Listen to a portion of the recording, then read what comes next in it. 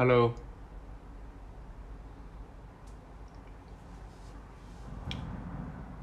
我又来了。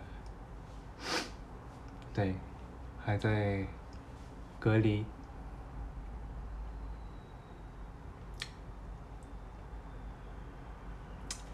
有吃好饭，大伙儿吃饭了吗？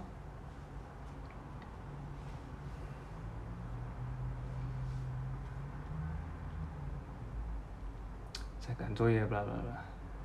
对了，今天告诉大家一个消息，我可是洗了头，刮了胡子，所以就趁这个时候，得开个直播跟大家见个面。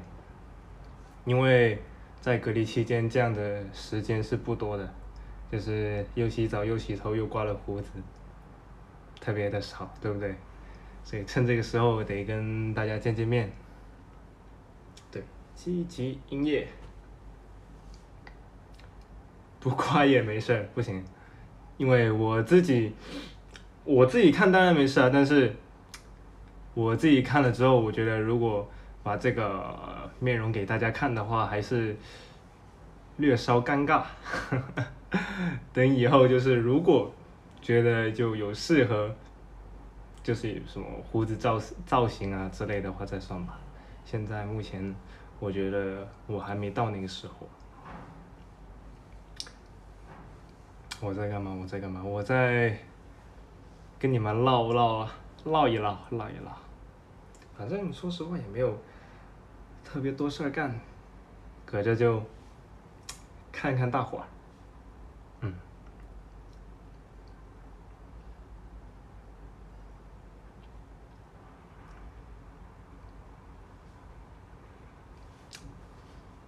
我好像胖了，哎呀，这证明什么？证明了我吃得好，喝得好，就还行。没有了，可能是角度问题。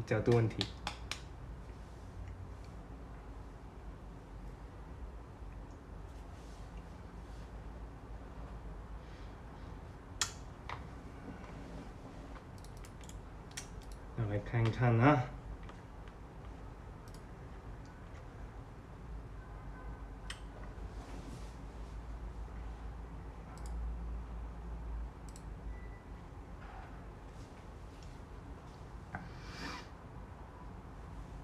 有点水肿，睡多了，可能吧。就是在这确实我睡得挺多的，所以你还好吧？没关系啊，不 care，肿就肿呗。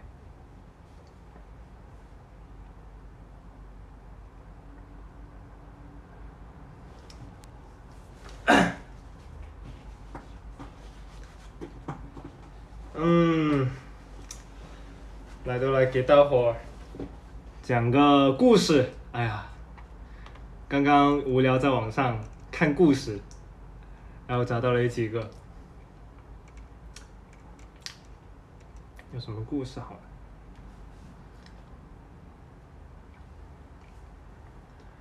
哎，有一个我之前就看见了。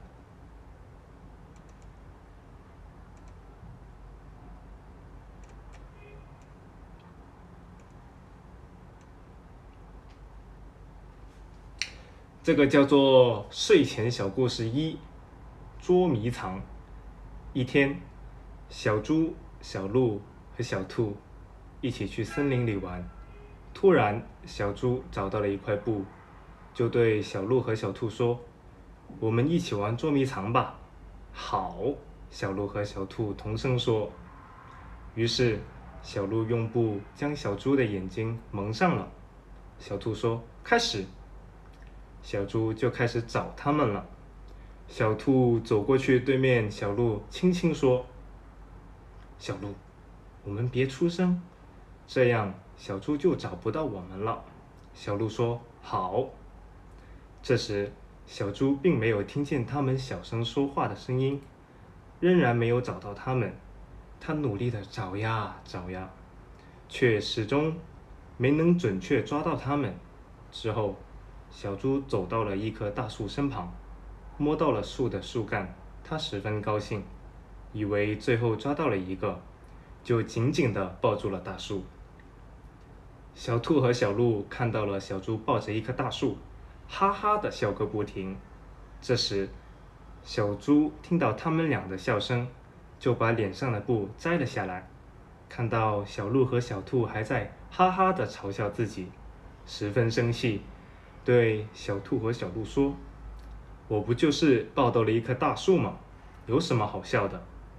小鹿和小兔看到小猪生气了，小兔走过去对小猪说：“好啦，好啦，别生气了，我们不是在笑话你。”小鹿又走过去对小猪说：“对呀，我们没有笑话你，刚才是我们不对，不就应笑的，让你误会了，我向你道歉，对不起。”小兔也对小猪说：“我也向你道歉，对不起。”小猪看到小鹿和小兔向他道歉了，高兴地笑了，对他俩说：“好了，没关系的，我不怪你们啦。”小兔和小鹿连声说：“小猪，谢谢你原谅了我们。”小猪说：“我也要谢谢你们，在我生气的时候都在安慰我，不让我生气。”小兔和小鹿又同声说：“你永久是我们最好的朋友。”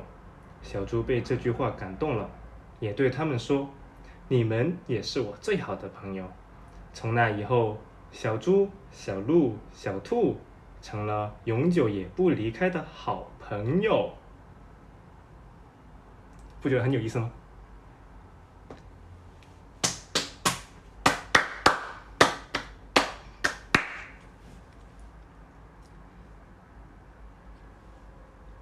没有意思吗？这是睡前小故事哎。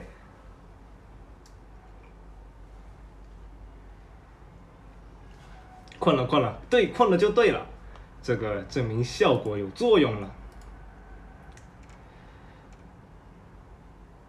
哎呀，那再说一个，今来点不一样的。这个名字叫做檳榔鬧月亮。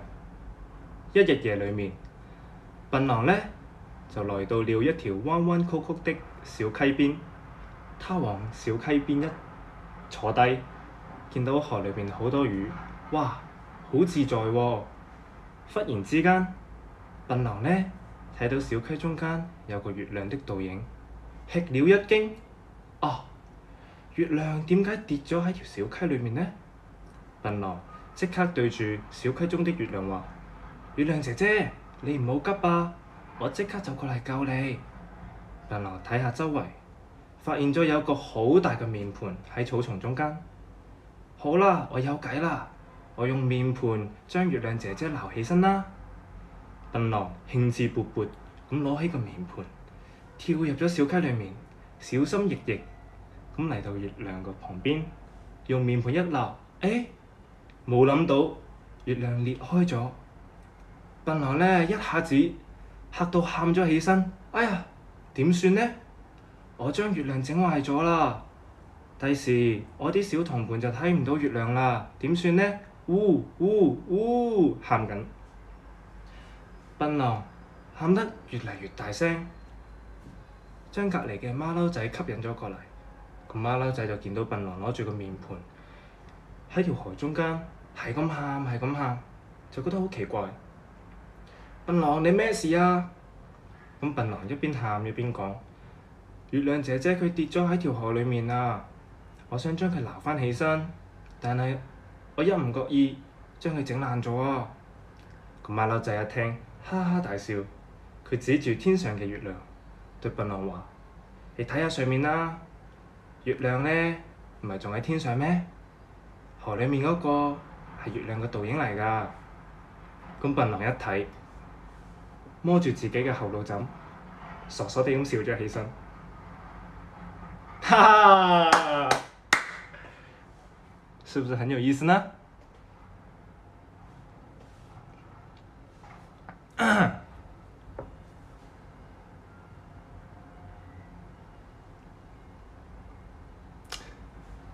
困就对了。再找一个。哦，我又找到了一个，名字叫做《三个好朋友》。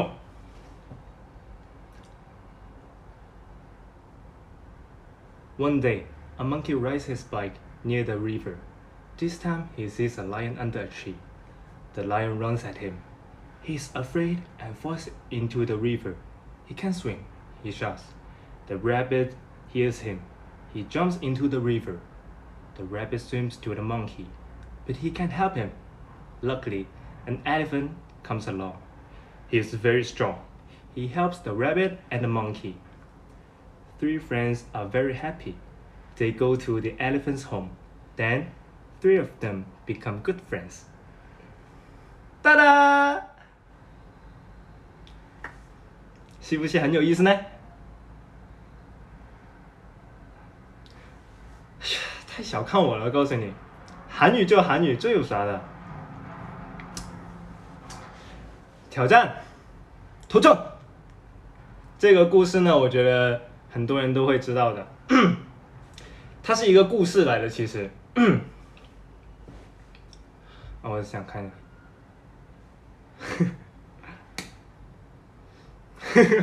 我一直想笑，不好意思啊。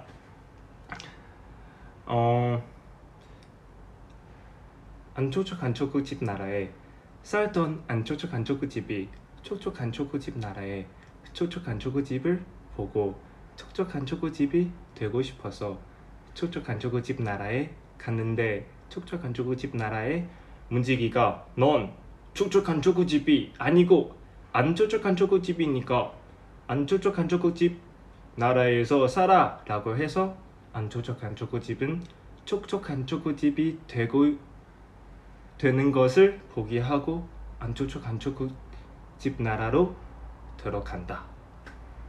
哒当，这其实是一个故事啊，大概内容就是讲了一个软饼干和干饼干他们想就是成为那个对面那个，然后就放弃了一个故事。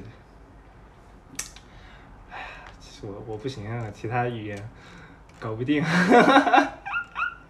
其实我想学泰语和日语，可是我的能力有限。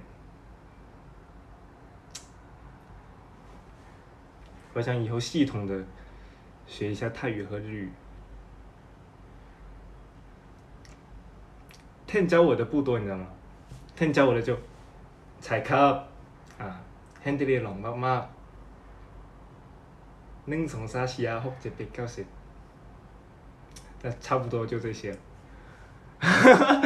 对不起，我会好好学习的。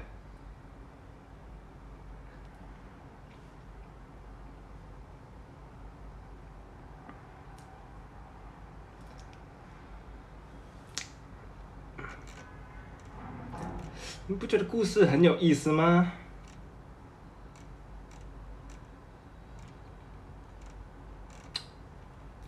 要不要再来几个？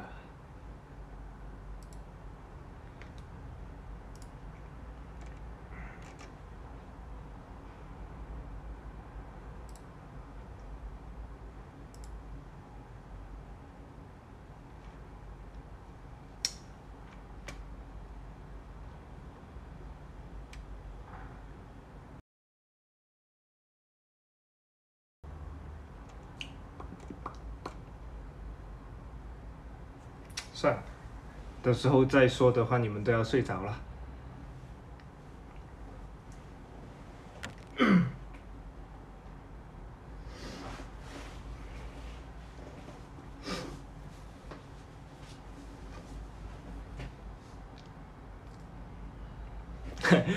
还有人说已昏昏入睡，哎呀。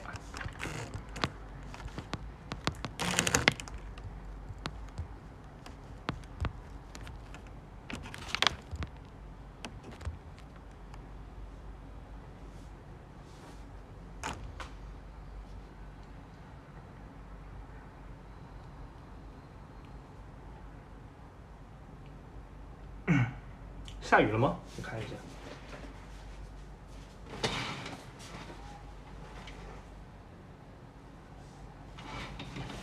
没有啊，天挺好的。为什么我这没有下雨啊？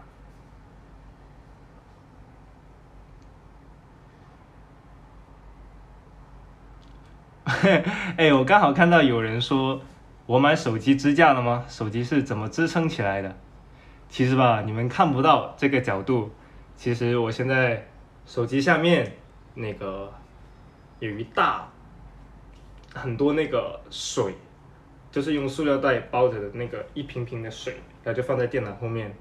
然后呢，用数据线这样子穿过去，然后这里就变成一个支架，然后手机放在这，然后用电脑的一个角顶住，就变成支架了。没办法，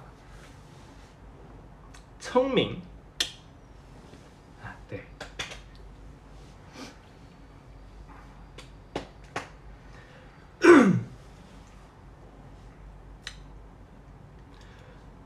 最近在干嘛吧？最近其实有打游戏，对。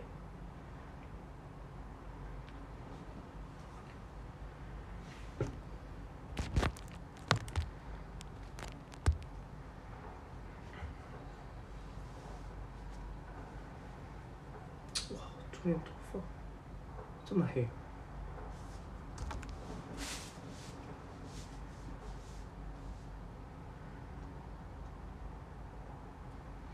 有运动一下，然后有那个什么，有打游戏了，这样子。然后很多人劝我啊，不要打那么多游戏啊，或者怎么样。其实我觉得就是什么都有个度吧。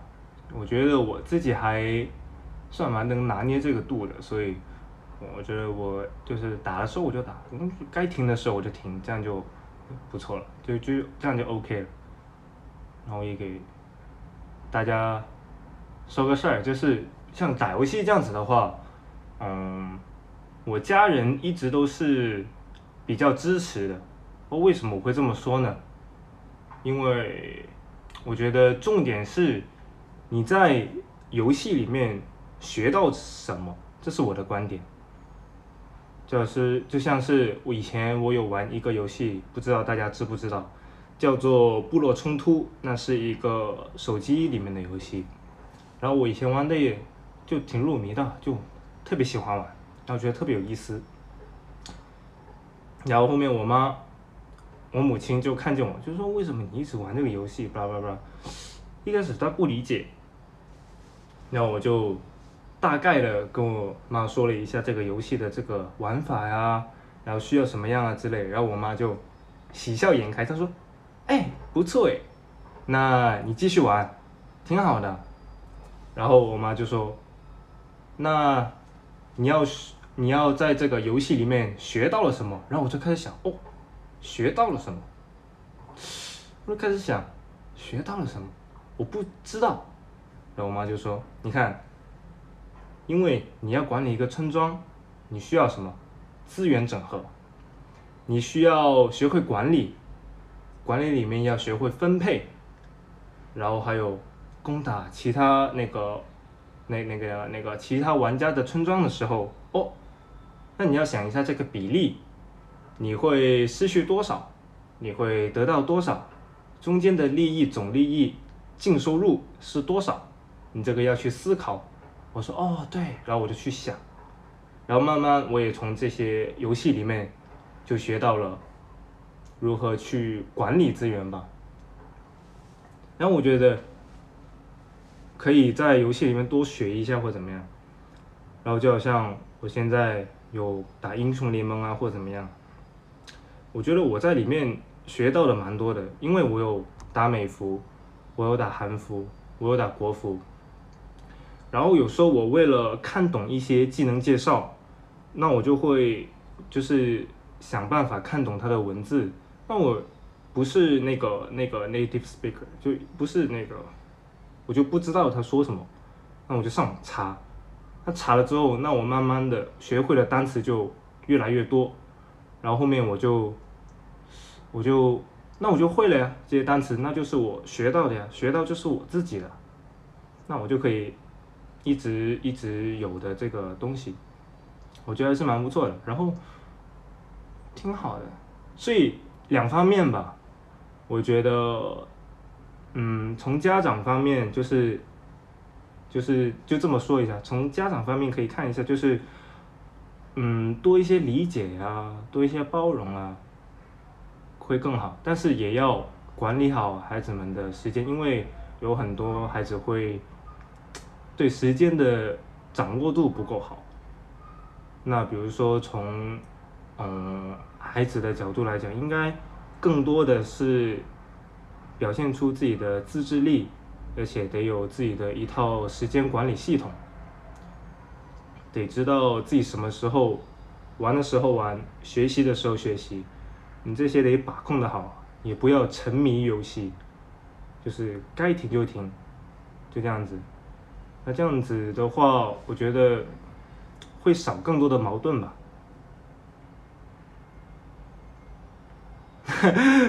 儿童教育专家不是，我只是说一下这个现况，因为我觉得这蛮有帮助的。曾经吧，就曾经我也有认识我妈妈的朋友这样子，然后一起坐下来聊天，然后说的很多的就是，哎呀，我的孩子一直打游戏啊，怎么才能像你一样可以多出来走走，就是什么什么的。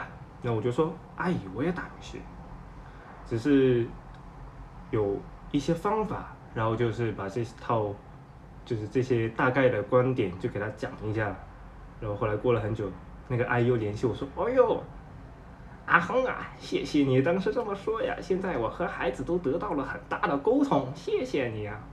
然后我也觉得特别有，怎么说呢，有点成就感吧，算是。我觉得就我的经历能帮到一些人，我觉得特别有意思，然后自己也特别开心，然后我就决定，就是可以分享给大家这样子。那我也不是说提倡啊要去打游戏啊或怎么样，我只是说要去那个不要过度，对，要管理好，而且可以的话就是从游戏里面或从各个方面去学习一些新的知识，那这样的话对以后也特别有帮助。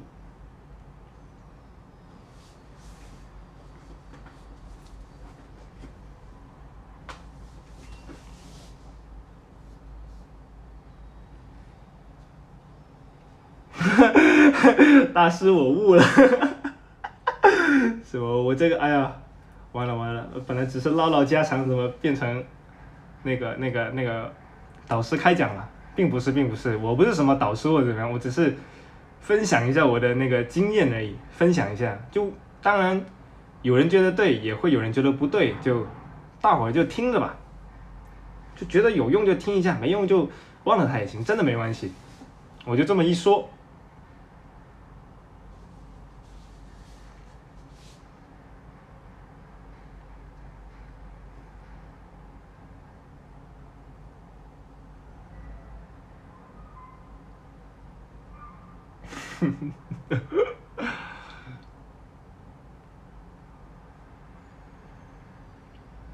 啊，当作业我是帮不了你啊，你要自己写，真的。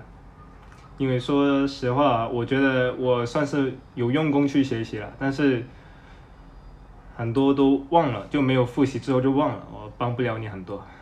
加油，我只能给你鼓励，加油。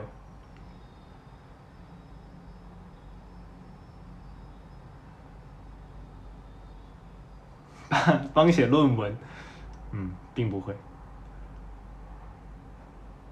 找错人了。我觉得如果在写作方面，就是像论文这样子，我个人觉得坤哥应该挺不错的，因为坤哥他写字又好看，然后他很多就语句啊特别通顺，然后做的特别好。就以后坤哥开直播或怎么样的时候，什么要写论文的话，就找坤哥去。在我这的话，我就只能给你鼓励，加油。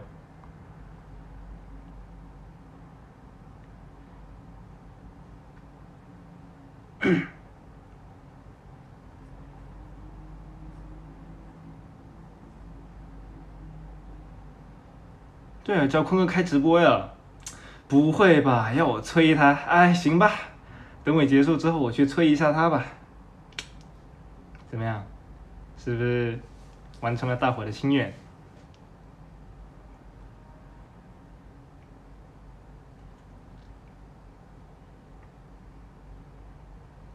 上班特别累怎么办？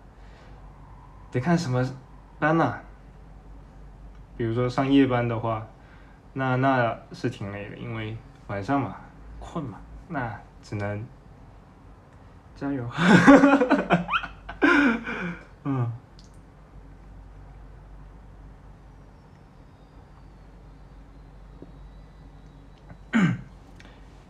想辞职怎么办？我觉得考虑清楚吧。虽然说这个现在可应聘的职位特别多，但是也不是特别容易招入人，所以就考虑清楚呗，以后别后悔就行。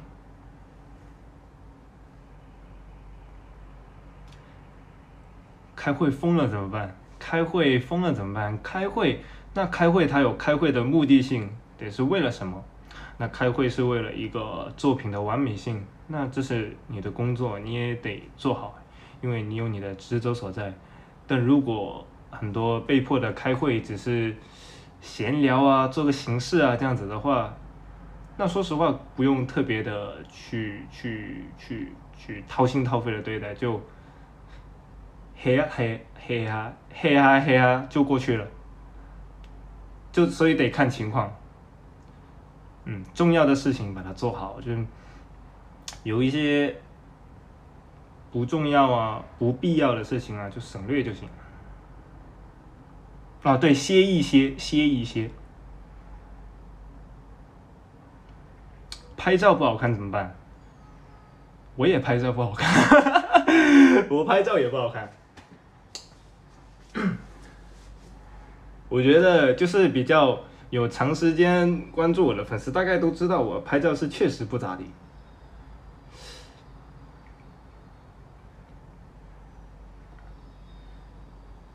就很多都是别人拍的。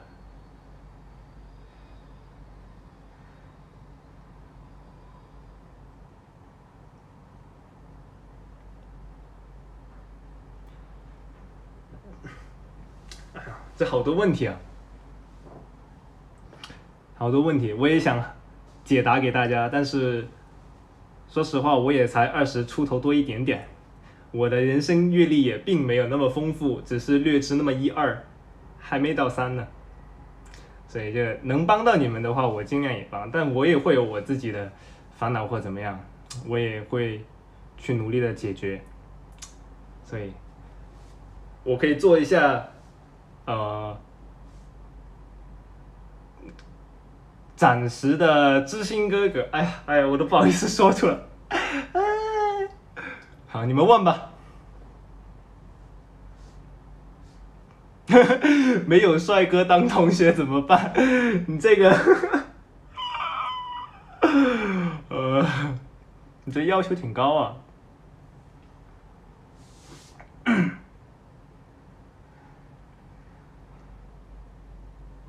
今天吃什么？我告诉你啊，这就是人生的大难题之一，不仅难到了你，也难到了我，我觉得也难到了在座的每一个人。所以你不知道的话，你可以就是点指兵兵啊，点到啥吃啥。或者你可以去那个身体检查，然后看自己缺什么。你缺铁你就吃点铁，缺钙你就吃点钙，是这样子。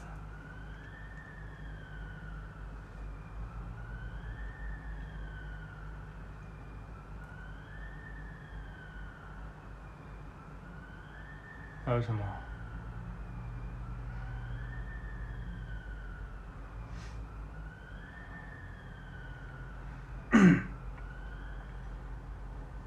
哎呀，怎么长才可以长成我这样？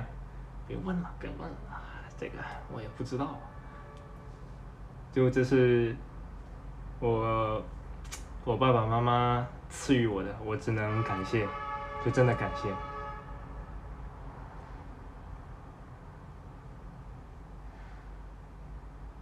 上课悄咪咪的看直播，那你就请你关掉它，好好的上课，谢谢。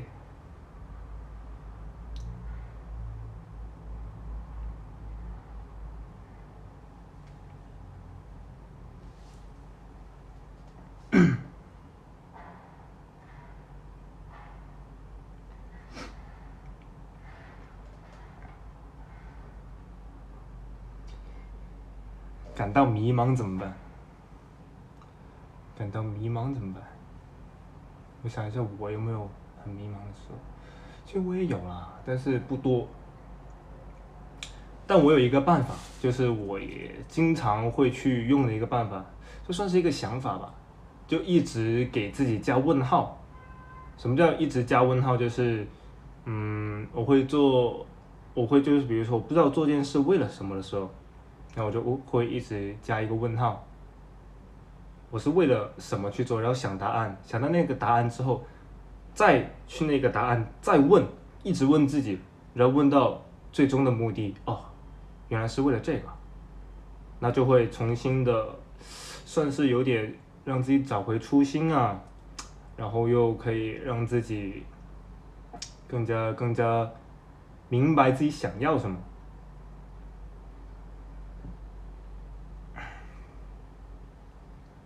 我喜欢什么口味？酸甜苦辣都挺好的。我没有特别喜欢，也没有特别不喜欢。但我喜欢吃那个dim sum里面的那个凤爪，有花生的那个，就不是硬的，就比较软的那个。不知道大家有没有吃过？我推荐大家去尝试一下。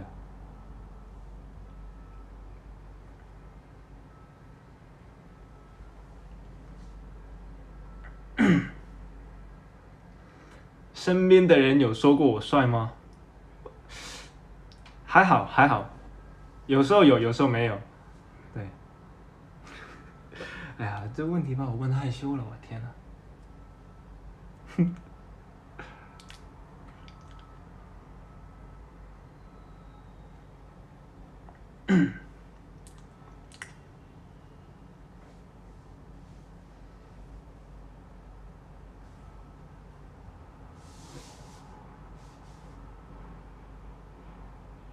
想去澳门玩，想去澳门玩。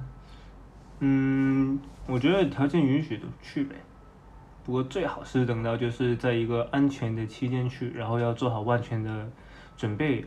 然后我个人觉得啊，仅个人观点，就是在澳门玩的时候，不会待很多天，就是你有一个小短期或怎么样的话，我觉得澳门是一个比较适合去的地方。然后玩的东西也特别多，风景也特别好。然后在那，有时候其实我自己，比如说回澳门的时候，我就会，有时候自己瞎逛，就一直逛那个大街小巷，就是小巷里面的一些路，我觉得可以更加的看得清楚这样的，建筑吧。我觉得比较好看的就是有一些中西结合的一些建筑，我特别的喜欢。然后有时候我就会自己走着走着去看一下这样子。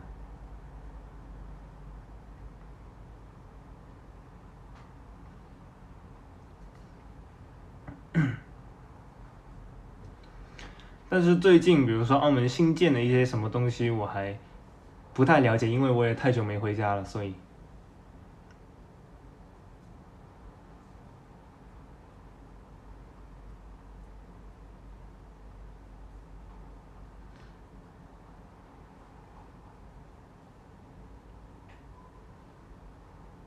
对了对了，有朋友说我逛过北京胡同嘛，有逛过，但次数不多。我也是特别喜欢逛胡同的人。以前我也去过北京，然后在北京也逛过胡同，然后有跟朋友一起逛过，然后特别有意思。但很多就名字那些我记得不太清楚，但就一直逛，然后看见胡同特别有意思的是什么？特别窄的道路，然后里面停着很多车，然后那个车轱辘旁边都有一些木板啊，或有一些布盖着。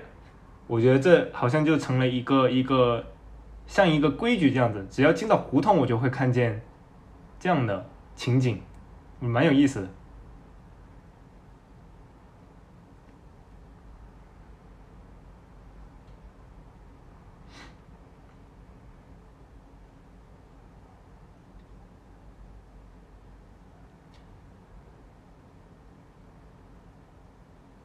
想去澳门洞塔，可以啊，反正我还没去过。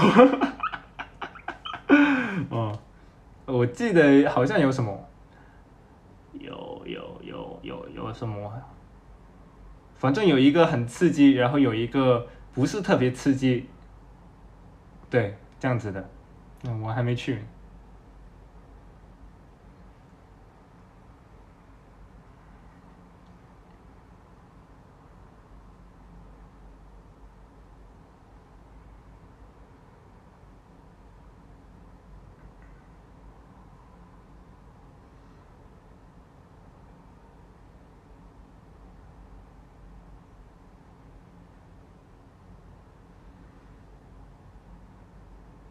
不要再捏脸，习惯了。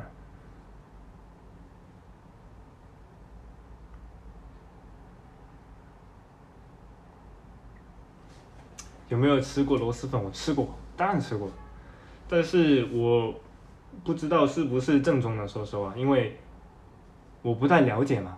然后所以有吃过一些包装的，然后也是成员买回来的，然后我就蹭，一直蹭，蹭一下这个，蹭一下那个。这有谁？老肖、坤哥买的比较多，对，螺蛳粉这样的。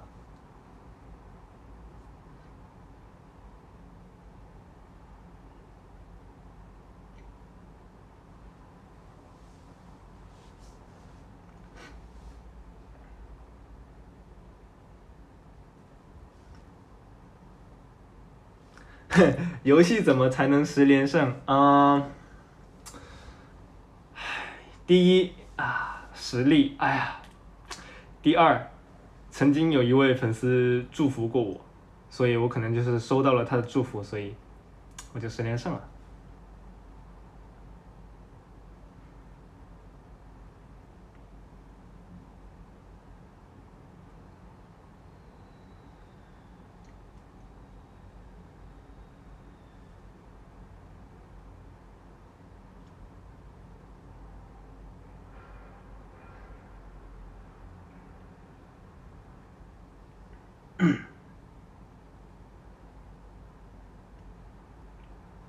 哎呀，段位到哪里？如果告诉你们的话，就没有神秘感，对不对？大家现在对我的实力还不太了解的吧？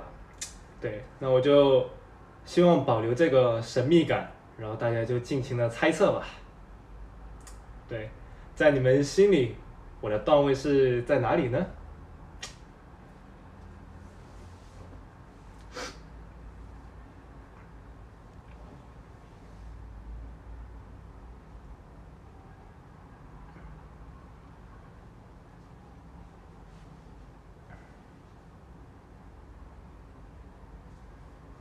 啊，青铜白银铁，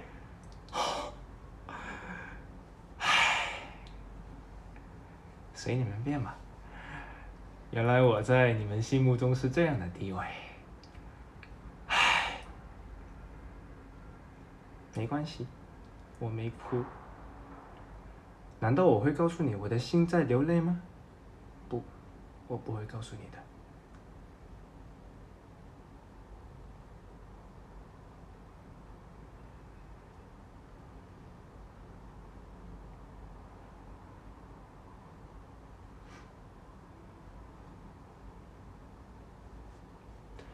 哭吧哭吧，男人哭吧不是罪。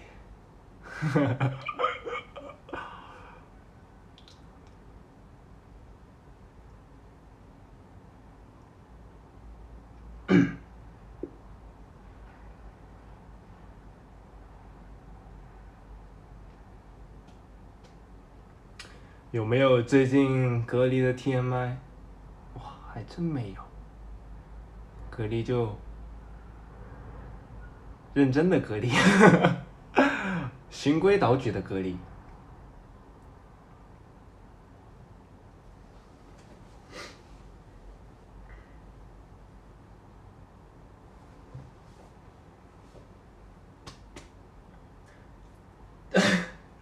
这个我觉得也可以跟大家说一下。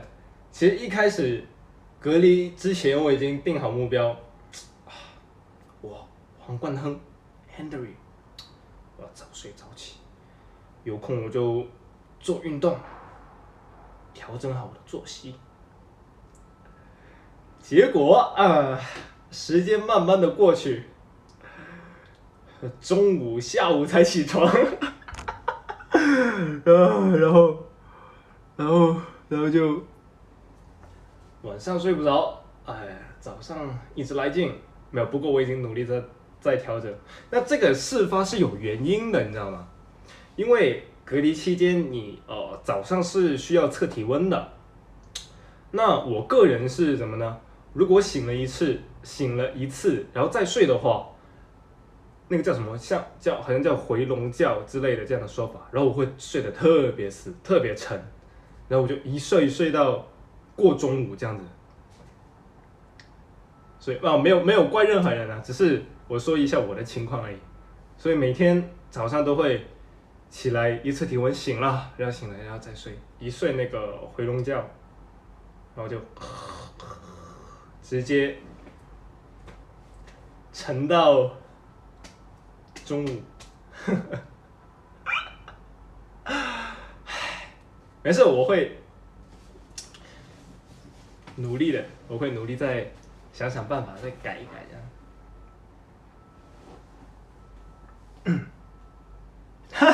很多人说我也一样，那就不行。虽然这是现代人的通病，但是得改，就要对自己好嘛。对，作息要正常一点。对，有人说到重点了，熬夜容易秃头，你们想秃头吗？不想的话就早点睡觉吧。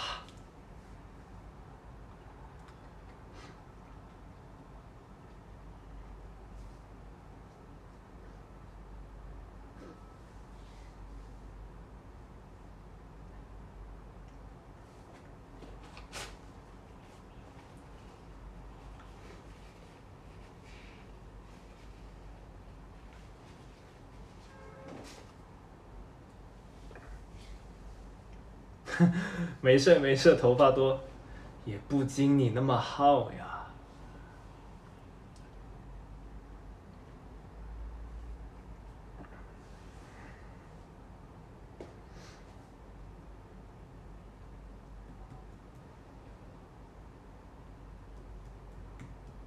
昨天的奶茶好喝吗？哎呦，蛮多人知道我昨天喝奶茶的哟，蛮好喝的。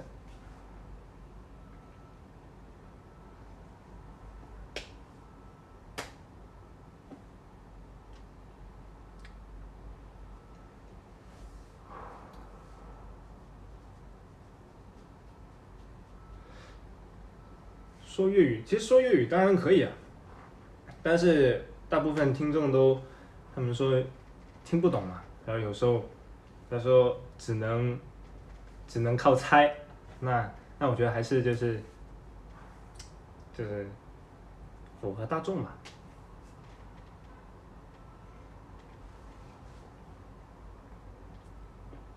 听得懂，哎呦，厉害了喂！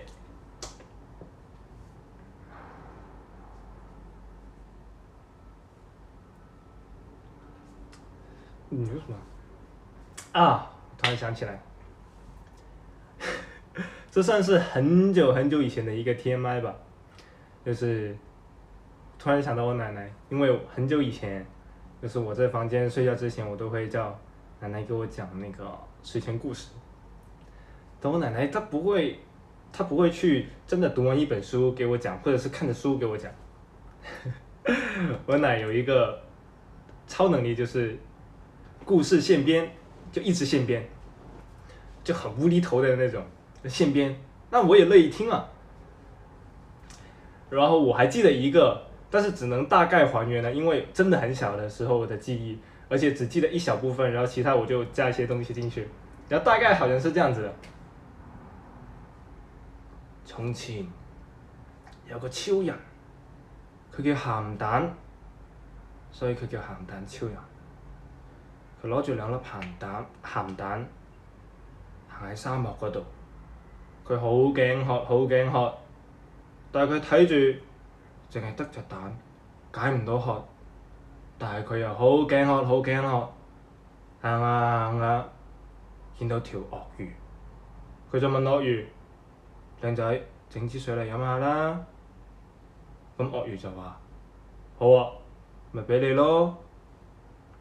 咁超人飲咗水，又行下行下，行到一座城市嗰度，佢坐低點咗碗竹升麵，佢覺得好好食，問師傅點整㗎啲麵。師傅話：係咁摁咯，摁下摁下，啲麵又要過冷河，咪先好食㗎嘛。哇！我一日可以賣好多碗㗎，人人都食得好開心咁，叭叭叭，然後就一直瞎編，然後他想到什麼說什麼，然後我也樂意聽，然後我就一聽，我覺得特別有意思。那其實什麼都是亂編的。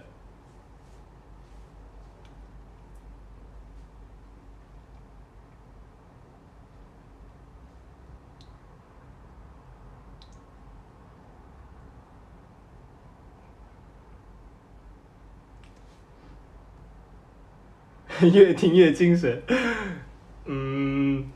有一点吧，我会想啊，那接下来剧情会怎么样？因为每一部都是意料之外，因为我完全没想到为什么超人会去那个吃面这样的之类的。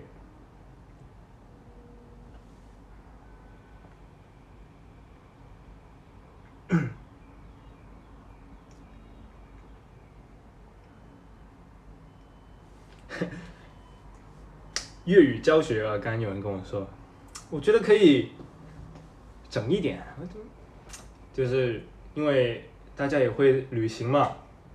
那如果以后就是不太了解粤语的朋友们，然后去到讲粤语的地区，那其实先说一点啦，就大部分几乎所有人都会讲普通话，那这是一点不用担心的。然后去到如果真的想展现一下自己的粤语的话，那首先得学的话就是生存的基本，比如说去到一些地方，第一句会讲就是靓仔靓女，学会了吧？靓仔靓女，为什么要这么讲呢？靓仔靓女，为什么这么讲呢？这其实是有点像习惯吧。就你这么称呼别人的时候，比如说我看到一个男生，对我也会叫他喂靓仔，然后看到一个女生，哎靓女啊，我可不可以问一下路啊？这样子之类的。所以这个开头就已经对不对？学会了吧？靓仔靓女，来大家跟我说一遍，靓仔靓女，对，这是一个礼貌性的，然后这是学会了一个开头嘛，然后呢就可以去下一步就比如说人有3急，那想去洗手间怎么办？你不会讲啊，洗手间，那你就可以说，先是告诉你洗手间叫廁所或者洗手間，那洗手間就比较容易听得懂，是不是大众？因为洗手间、洗手間啊，其实还是有那么点相似的，那你就可以学一下廁所、厕所，也比较像的，对不对？你可以学一下。那在哪儿？怎么说呢？喺邊啊，这个有点难。喺邊，对了，然后就可以这样子。那所以连成一句怎么说啊？对，你得客气一点，要加请问，对不对？請問，靚仔，廁所喺邊？哎，你看人有3急这部分就解决了，是不是？学会了吧？那还有一个，教多你们一句，最后一句啊。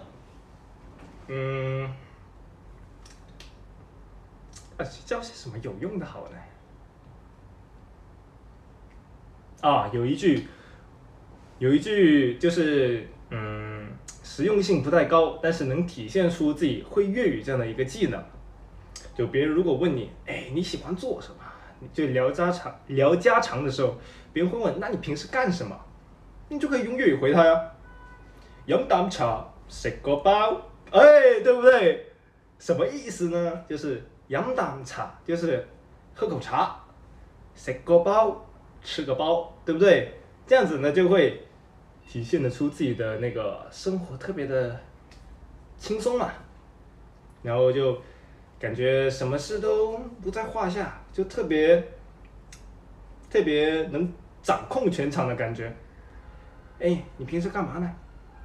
饮啖茶，食个包。好，就这么两句啊，我觉得对大伙应该会有那么一点帮助的。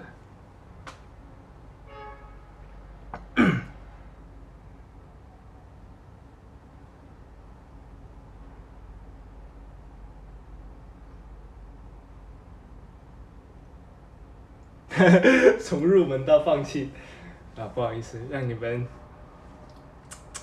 觉得想放弃，不好意思，我的错。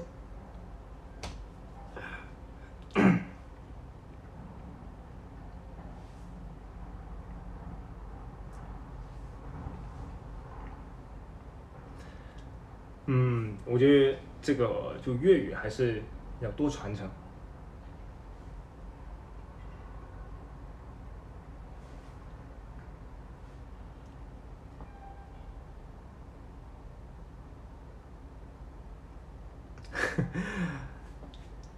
刚刚还有人说，那如果比如说想就是抒发自己情绪，说的一些比较激烈的话语的时候，那这个说实话我还是不太推荐大家学。就我觉得大家可以知道，但是不提倡。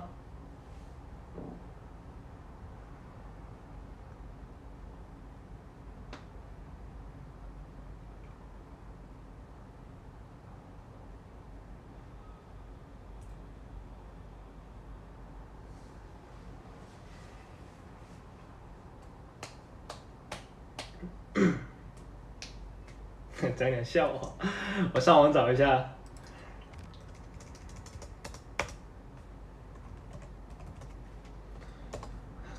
如果网上找的话，是大家都知道。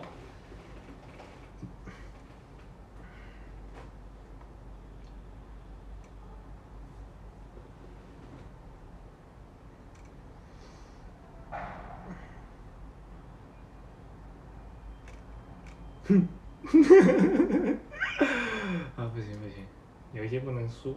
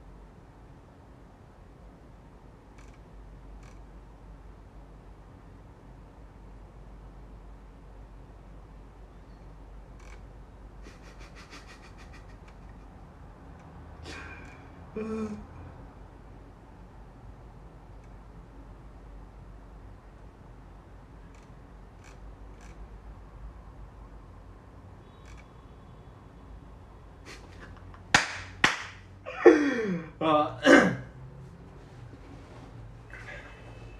那我对这个我很久以前就知道，但是呢，我觉得特别有意思。啊，我用粤语讲好了。從前有古代人物有關羽啦，有張飛啦，有劉備啦，有趙雲啦，但係咧佢哋得3張票喎，但係有4個人喎，咁邊個冇去咧？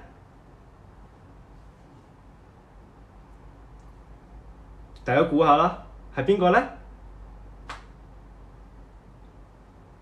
咁3聲之後就公佈答案㗎咯喎，3、2、1，係關羽冇去啊！咁點解咧？因為關羽將飛留俾趙雲，將飛留俾咗趙雲，咁趙雲咪去咗咯。咁邊個冇去係咪關羽咯？對唔住，我好難啊！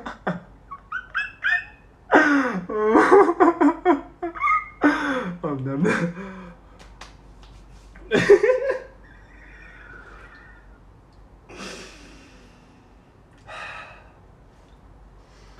啊，OK，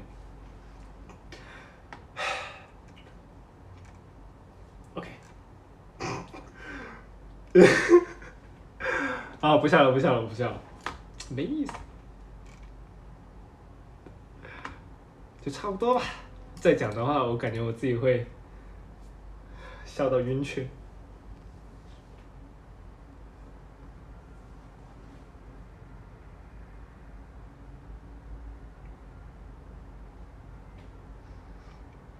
听不懂的，这怎么翻译？翻译的话也比较难，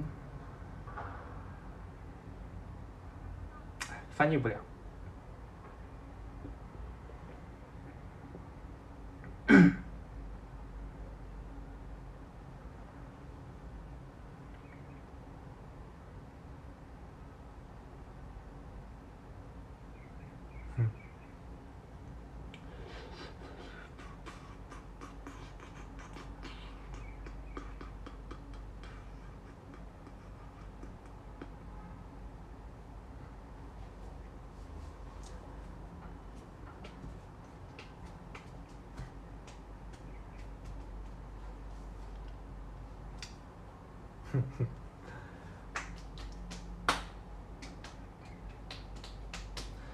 隔离其实不无聊，蛮有意思的。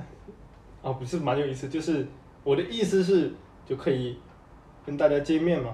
然后我平常也有跟家人打电话，也有跟队友们打电话，然后刚刚也跟经纪人打电话，蛮多人可以跟我就是聊天的，所以我觉得时间过得也蛮快的。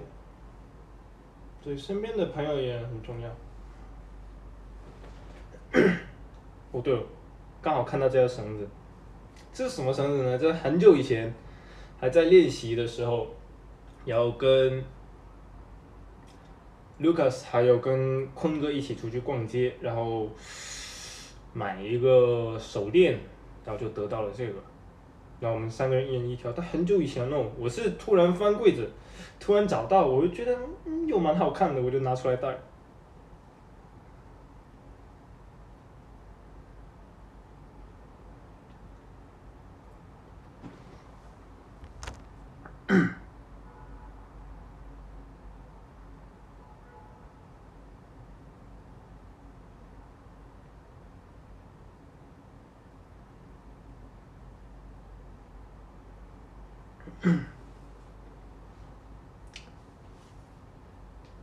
怎么保养皮肤？哎呀，这个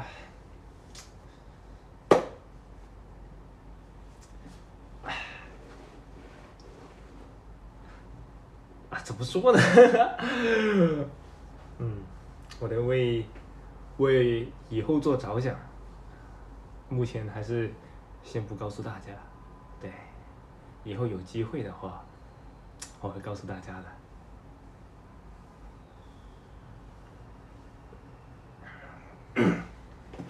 只能说一句，管理很重要啊，用对产品也很重要啊，只能说那么多啊。对，加油！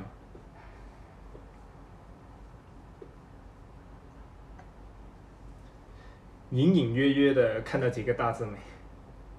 广告招租，开始自行找工作。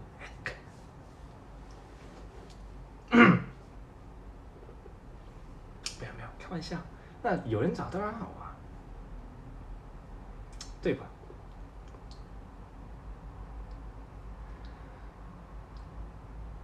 如果说粉丝们就一直就各种品牌方，那就是粉丝们的力量。我真的好不要脸的我，没有，忘记。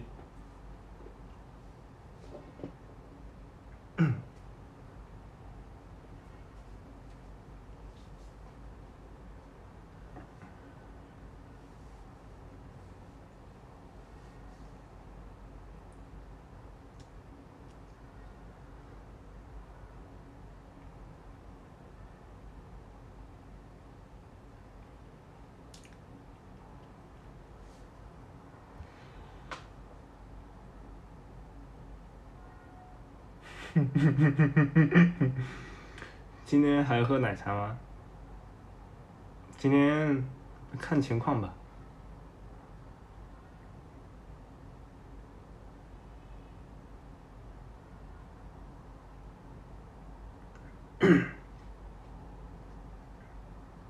喝什么？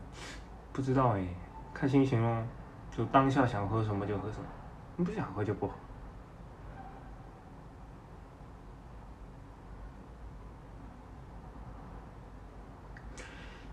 有想染的发色吗？目前没想那么多，只想就是让它自然的长出来，自然就好。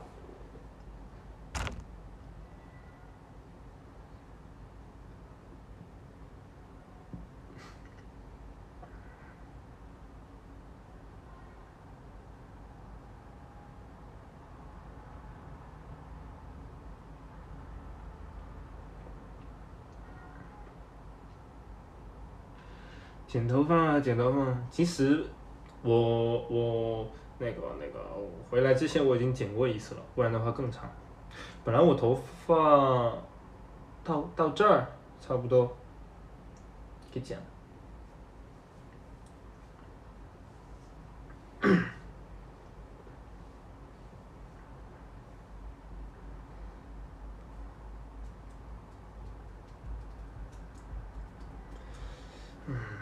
留不留长或剪不剪这个，看情况吧。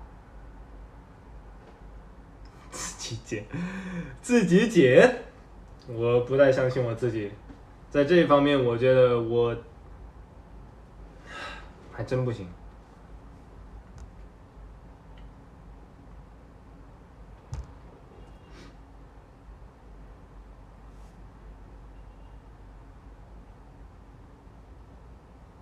可以的，相信自己，别搞。你相信我，我不相信我呀。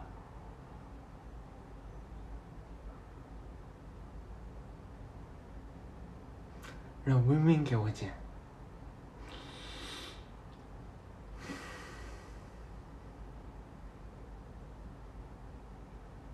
手艺人董事长。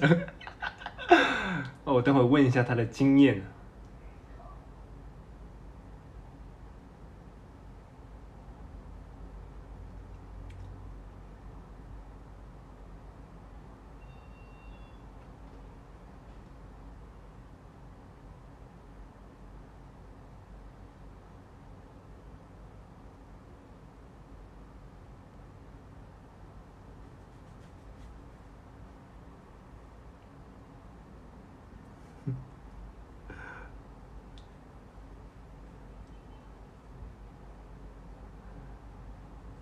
吃的好吗？吃的很好。广州热吗？在这，我一直在室内，所以我可以随时就是调空调，想热就热，不热就不热。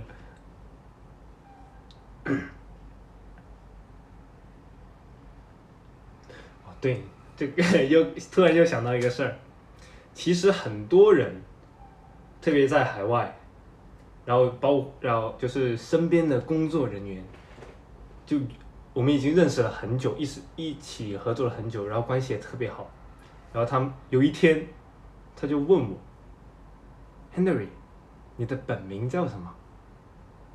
挺好奇的，然后我就跟他说，我本名就叫 Henry 啊。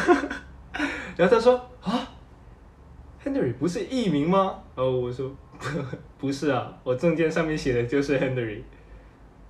哦，是吗？然后我还把我证件给他看，哦，你真的叫 Henry？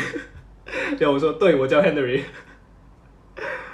然后重点不是一个这样子哦，然后其他工作人员听到我们的对话，也过来了。Henry， 原来你真的叫 Henry 啊！然后我再说一遍，是的，我就叫 Henry。我不好像认识了好几年了，但我好像重新介绍一遍。你好，我叫 Henry。原来你叫 Henry。然后特别是比如说像韩语的发音叫 Henry， 它就更加像那个别称，就是像艺名这样子。然后说实话，我相信很多朋友就是现在才知道吧。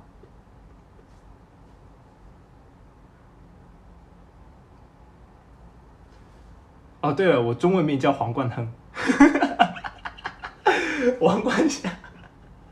因为呢，粤语它那个黄啊、王啊是那个一样的读音嘛，所以很多人都会搞混。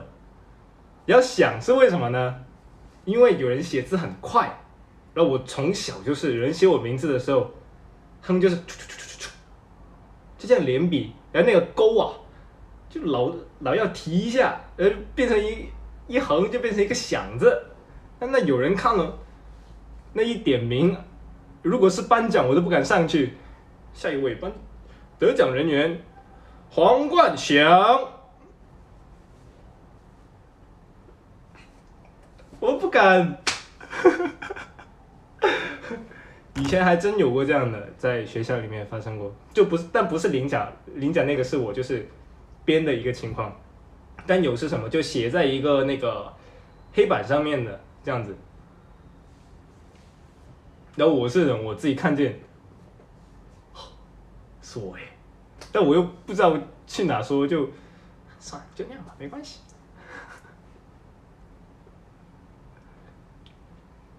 大家有没有就是被人叫错过名字或者名字特别有意思的事情？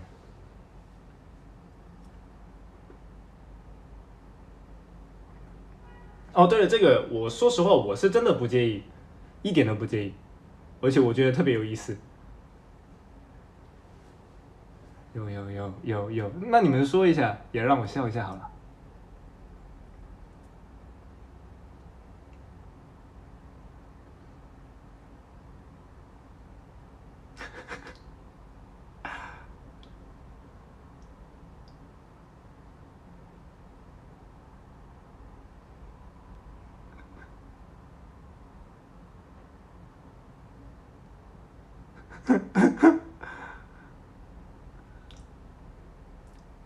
有人叫冷静。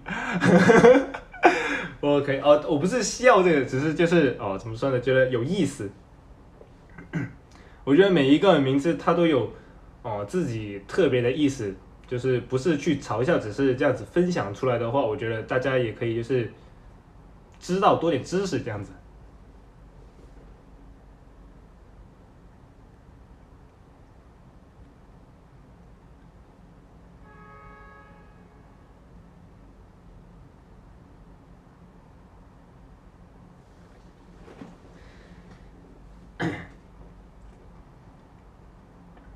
那我以前的外号，对，我以前的外号就有啊，因为我叫黄冠亨嘛，中文名字，然后只念前面两个的话就很像黄瓜，然后这个音，然后就很多人都叫我黄瓜，黄瓜，然后所以就很多人就这么叫，蛮有意思的。然后包括我很多就是身边的工作人员或我朋友们，真的很亲的朋友们，也会叫 Hey Donkey，Hey Donkey， 然后我觉得挺好的，是一个别称，叫什么爱称。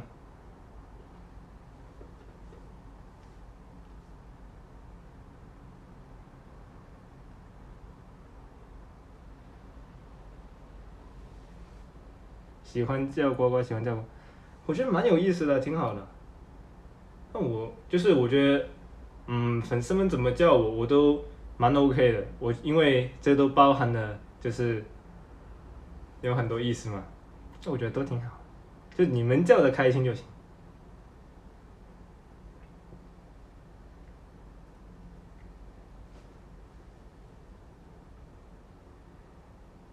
可以叫老公，还是叫我，还是这，别搞，小亨也挺好的，都挺好的。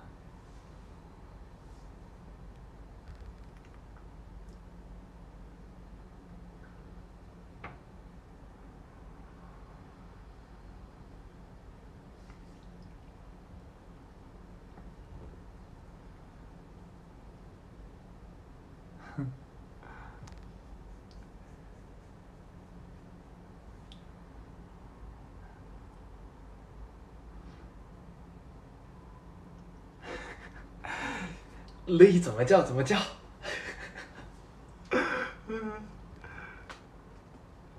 哦，这个可以，黄总，哎呀，一听上去就非常的宏伟啊，这个名称。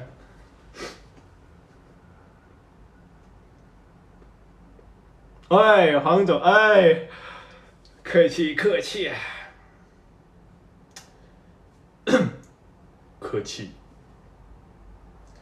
然后这个时候就可以用到我刚刚所说的嘛，饮啖茶，食个包，这就会体现出这个黄总的那种感觉。饮啖茶，食个包啦，啊，对不对？很有黄总的感觉，对不对？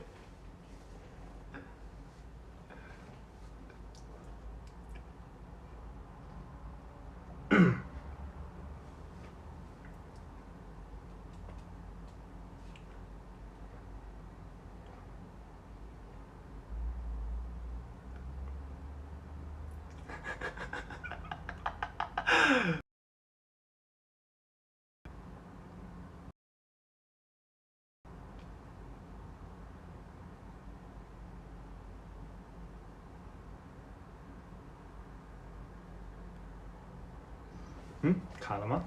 看一看。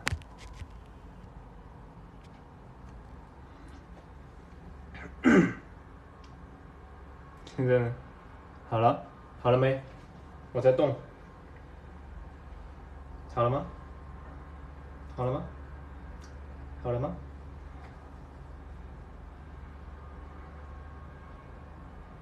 好了，好了，好了。然后对，还有一个特别好笑，也是关于我名字的一个事情。以前有一位经纪人，然后我们还没见面，然后我们当时还没见面，然后反正大概什么，因为真的很久以前的事情，然后他看了我的资料，但那个资料就是因为只是听了我的名字然后打上去，然后他把我的姓给打错了，打成那个皇上的皇，然后我那个经纪人看见了之后，然后后面到真的面对面认识的时候，他第一天就过来跟我说：“哎呦，你就是黄冠亨是吧？”然后我就说：“是是是，因为读音没问题，对，我是黄冠亨啊。”哎呦，你的姓太霸气了，特别的有范儿。我就想，这黄就是颜色的那个黄啊，就是怎么就霸气了？可能就你对，这个就是怎么说呢？OK，就这样子。我没想到他一直在夸我这个姓。哎呦，你这个姓啊，太霸气了，一看就人上人这样的，就特别有范儿。说了好几个星期，我就开始搞不懂，你知道吗？还好吧，我怎么没有觉得会特别霸气或者怎么样呢？虽然我很喜欢我的姓，然后后面也是我不知道忘了一个什么情况，然后他就了解到，对对对对，我想到那个情况了，当时有要给我一个名牌，然后就上面写着我本来的那个姓皇冠，黄色的那个黄，然后他就特别的负责任，哎，工作人员工作人员，你把他名字给弄错了，你把他名字给弄错了，他不是这个，他是皇上的皇。然后我当时我就慌了，然后那边工作人员也慌了，然后我说不出话，当时我说哥，我不是这个黄，没有错，然后他还纠正我，错了错了，你不是这个花。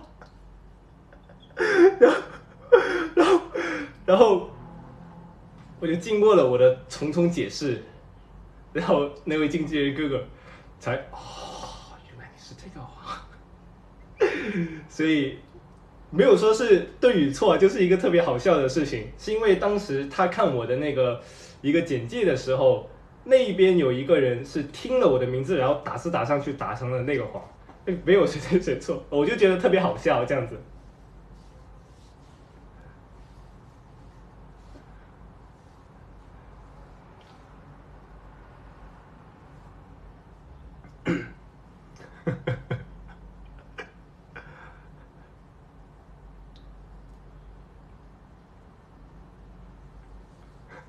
那位经纪人哥哥也是特别可爱。不是可爱本身，其他经纪人。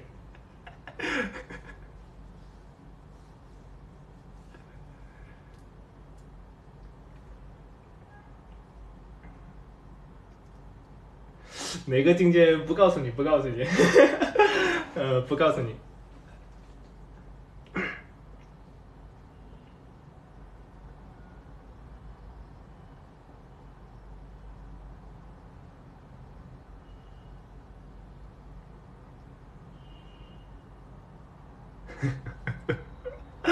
哎，我的不会吧？我的外号又多了一个。哎呀，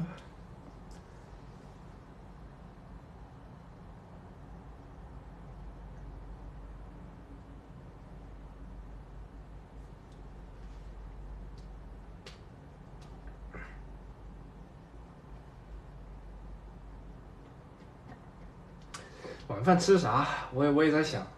哎，大家有没有推荐的？我看一下。等会不会有瘦脸吧？看着我怎么有点瘦了？好像没有。大家有没有推荐的？让我帮一下我。如果非得说要求的话，我想要有菜，有肉，面和米饭随便，就是2种都可以，或者是其他也行。最好是有汤，大伙帮我想一想。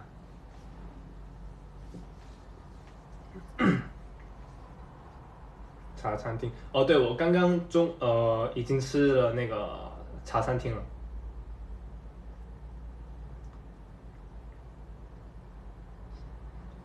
买了当灌汤包。大家给的建议都很好哎。煲仔饭，火锅，火锅那个是认真的吗？我在隔离耶。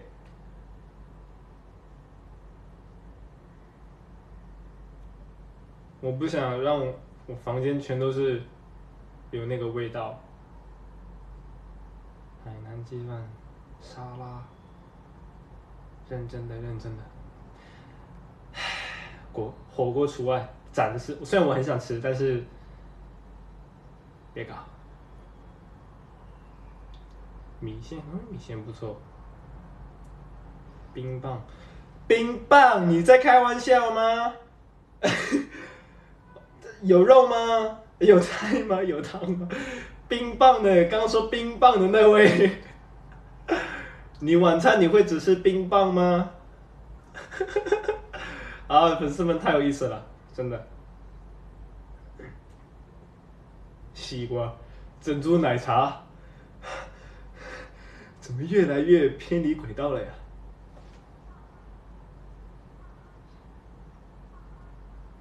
黄焖鸡，冰淇淋，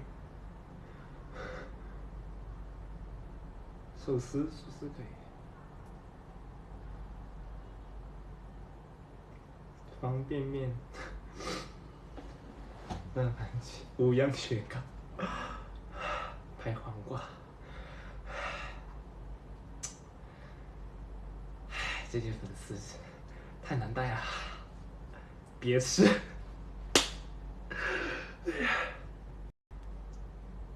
杨枝甘露，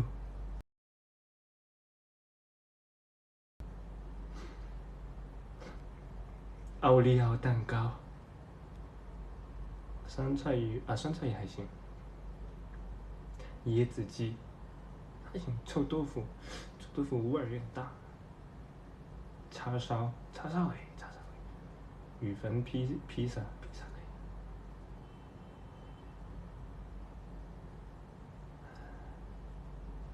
刘洋洋，说刘洋洋的为你出来，泪晒大炮，真的离谱。你说刘洋洋看了多伤心呀、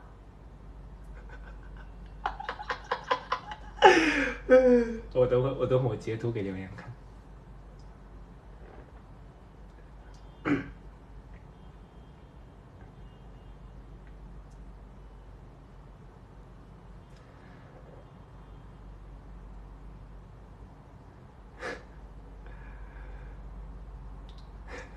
真的是，啊，算了，我觉得你们这个太离谱了。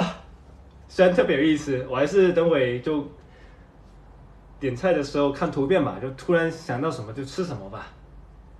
真的是不问你们了。